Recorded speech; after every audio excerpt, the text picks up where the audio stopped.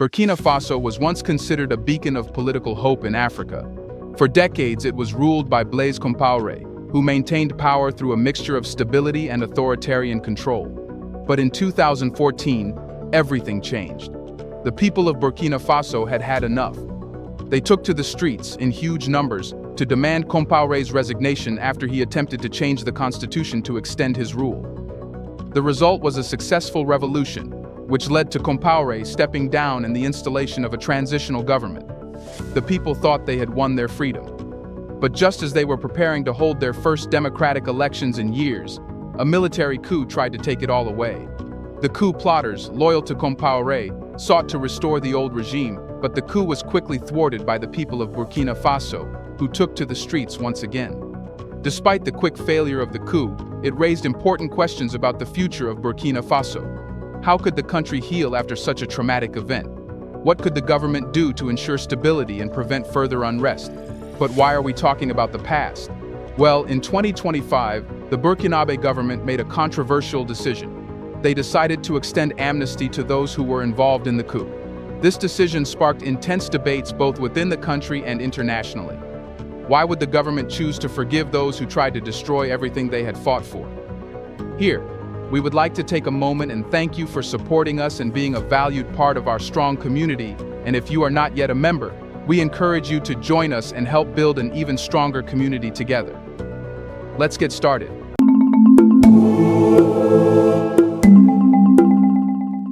To fully understand the magnitude of the amnesty decision, it's essential to first grasp the events that led to the coup and its aftermath. Burkina Faso in 2015 was a country in transition. After Compaoré's departure in 2014, the Burkinabe people were excited about the possibility of free elections and the establishment of a more democratic government. The transition process was a promising sign for many, a sign of hope that the country could escape from years of authoritarian rule. However, just as the country was preparing for its first democratic elections, a group of soldiers who were loyal to the former regime decided to take action.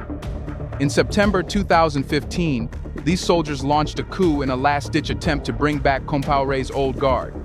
The goal was clear: stop the elections, overthrow the transitional government, and restore the military's hold on power. The coup came at a moment when the country was on the verge of achieving something monumental: a peaceful transfer of power through democratic elections. The stakes were incredibly high. If the coup succeeded, it could set the country back decades and undo all the hard work that had gone into making Burkina Faso a more democratic society. The coup attempt was short-lived, though. The people of Burkina Faso had no intention of letting history repeat itself. Protesters flooded the streets, demanding the return of their rightful government, and there was even a split within the military, as some soldiers defected from the coup plotters. Within a matter of days, the coup was crushed and the transitional government was restored.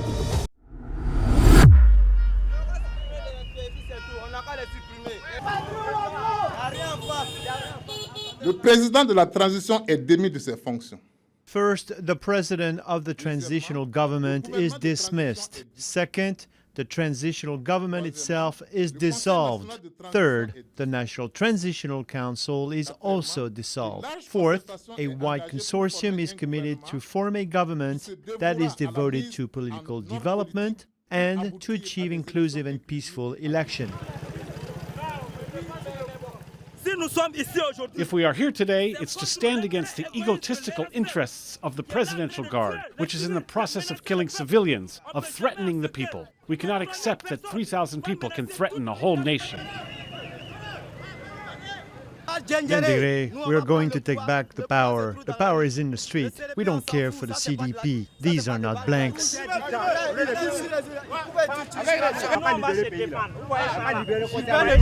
Here's a reminder to please like and share the video and subscribe to our channel to watch more videos on Black culture, history, civilization, and identity. Let's continue now. Yet, the damage wasn't just physical, it was emotional and political.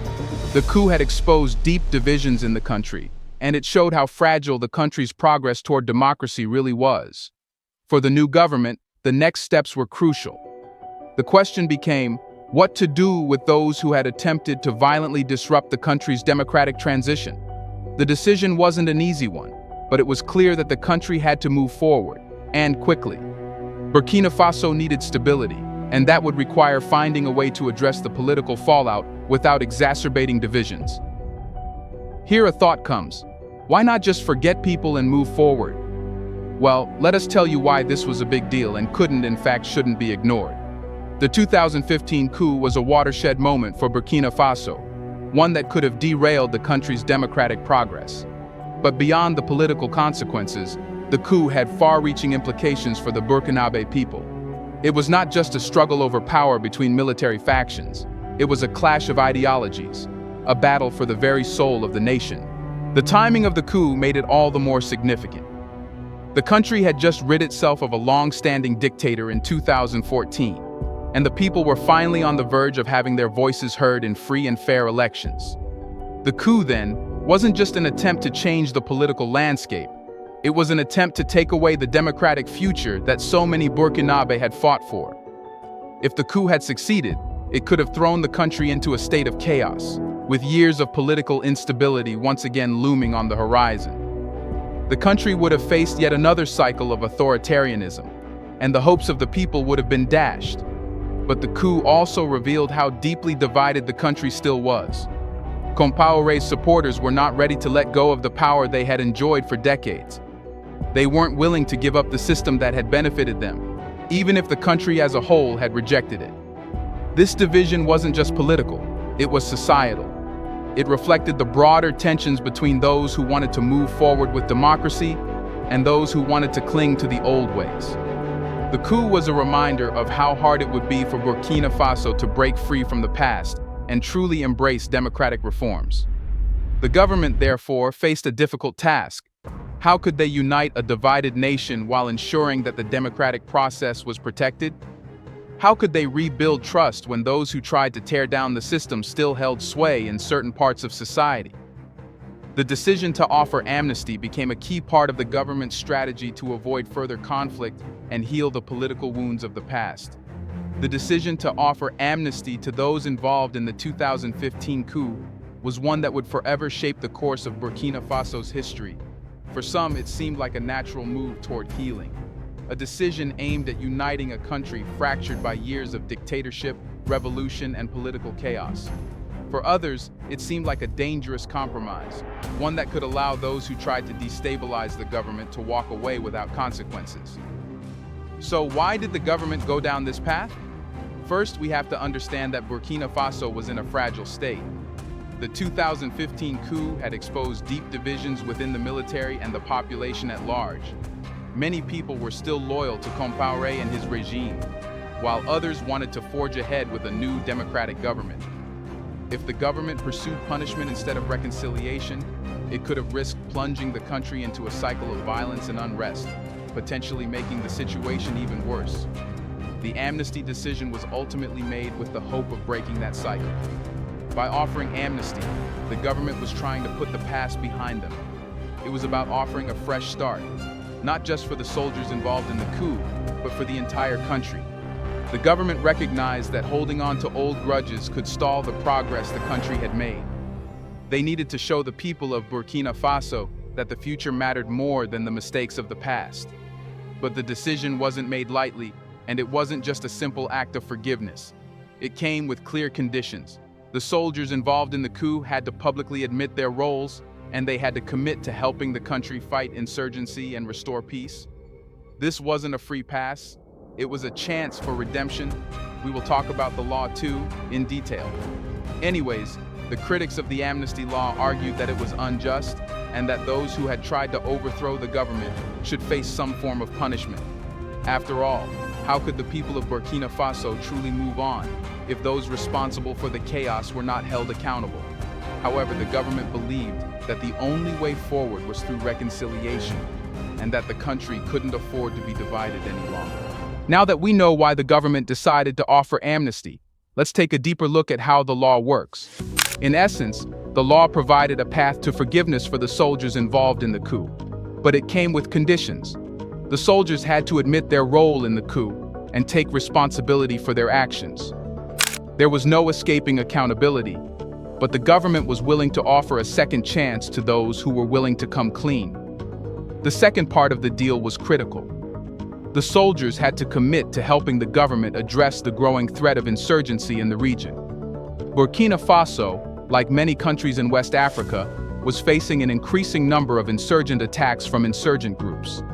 The government needed to unite all of its people, including those who had once tried to tear it apart, to fight this common enemy.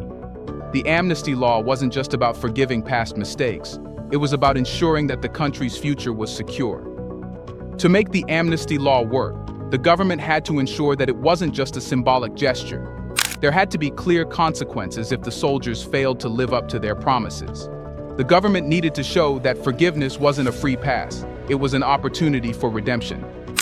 By tying amnesty to national security efforts, the government hoped that the soldiers would see their role in the country's future as one of responsibility, not revenge.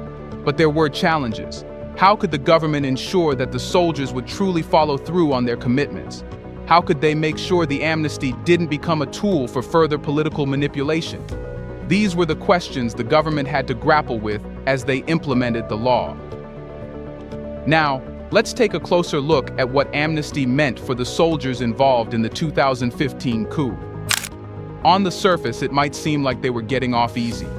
After all, they had attempted to overthrow a democratically elected government and disrupt the political process. But the reality is that amnesty wasn't just about avoiding punishment. It was about offering these soldiers a chance to rebuild their lives and prove that they were committed to the country's future. For some of these soldiers, amnesty meant the chance to escape the legal consequences of their actions.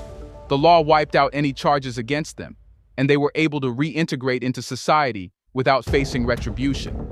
But that's where the free pass idea stops. While amnesty removed the threat of punishment, it didn't remove the responsibility that came with it.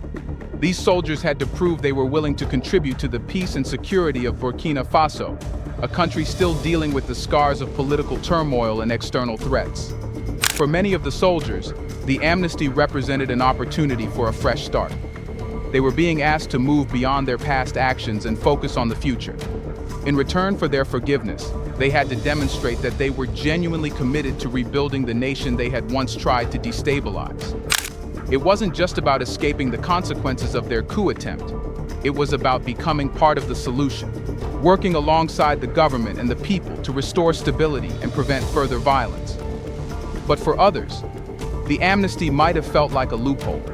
Were they truly being held accountable for their actions? Were they simply being allowed to walk away from a failed attempt to undermine the very democracy the country had fought for? These were valid concerns, and they reflected the deeper questions about what forgiveness meant in this context. So, why did the government think this was a good idea? The government's decision to offer amnesty was rooted in a desire to move past the country's troubled history. After decades of authoritarian rule and political strife, the people of Burkina Faso had fought for democracy. The 2015 coup was a wake-up call, showing just how fragile that democracy was. The government realized that, if they didn't find a way to heal the divisions created by the coup attempt, the country might slip back into political chaos. The government believed that amnesty was the only way to restore peace and stability. By offering a second chance to the soldiers, the government hoped to end the cycle of political violence and revenge. They needed the people of Burkina Faso to come together, stop seeing each other as enemies, and start working toward a common goal, a peaceful, democratic future. But it wasn't just about forgiveness. It was about the long-term vision for the country. The government recognized that the country needed unity to face the growing threats from insurgent groups in the region. They believed that offering amnesty to the soldiers involved in the coup was a way to unite the country, not divide it further. If they had chosen to punish those involved, it could have ignited further unrest and destabilized the country even more. By offering amnesty, the government took a calculated risk, hoping that the benefits of unity and peace would outweigh the consequences of forgiving the coup plotters. But of course, there were critics. Many people felt that the government's decision was too lenient, that it allowed those who tried to destroy the country's democracy to go unpunished. Could peace be built on the back of such a decision? Would the government's strategy of forgiveness work, or would it lead to further conflict down the road? For the soldiers involved in the coup to benefit from the amnesty, they had to fulfill certain conditions. First, they had to admit their role in the coup. This wasn't just about a confession. It was about taking responsibility for the harm they had caused and recognizing the damage they had done to the country. This was a critical part of the amnesty process, as it ensured that the soldiers couldn't simply walk away from their actions without acknowledging their impact. Second, the soldiers had to commit to helping the government fight insurgency and promote security. This was particularly important because Burkina Faso, like many countries in the Sahel region, had been facing an escalating threat from insurgent groups. The soldiers involved in the coup were now being asked to be part of the solution, not the problem. This was an essential aspect of the amnesty. Those who sought it had to show that they were committed to rebuilding the country, not tearing it apart. For the government, this was the key to making the amnesty work. It wasn't enough to simply forgive the soldiers. They had to prove that they were serious about contributing to the country's future. This wasn't just a moral act of forgiveness, it was a practical decision aimed at ensuring the country's security and stability. If the soldiers failed to live up to these expectations, the consequences could be severe. So, how will this impact Burkina Faso? The decision to extend amnesty to those involved in the coup will shape the future of Burkina Faso for years to come. On one hand, the government has taken a bold step toward reconciliation and unity. They have chosen to look forward, not backward, and to focus on the future rather than being trapped by the mistakes of the past. If the soldiers involved in the coup genuinely take responsibility and contribute to the country's peace and security, this amnesty could lead to a more united and stable Burkina Faso. However, there are risks. Critics argue that offering amnesty to those involved in the coup sets a dangerous precedent, that political violence can be forgiven without consequences. Will this send the message that such actions can be tolerated? Only time will tell. The success of this decision will depend on whether the soldiers fulfill their commitments and whether the country can unite to face the growing security threats in the region. The decision to extend amnesty has sparked intense debate in Burkina Faso. Some people believe it's a necessary step toward healing and moving forward. They see it as an opportunity to end the cycle of violence and focus on rebuilding the country. Others, however, feel that it's unjust and that the soldiers responsible for the coup should face consequences for their actions. The country is divided, and the outcome of this decision remains uncertain. Will it lead to lasting peace, or will it only deepen the divisions? Do you think forgiving is the right option? If not, let us know in the comments section. What must be done? Do you want to watch more videos like this one? If so, subscribe to our channel and press the bell icon next to it. We have decided to bring videos on something nobody talks about: the Black culture, civilization, history, and evidence about how glorious Blacks have been. Thanks for watching, and until the next video, stay tuned.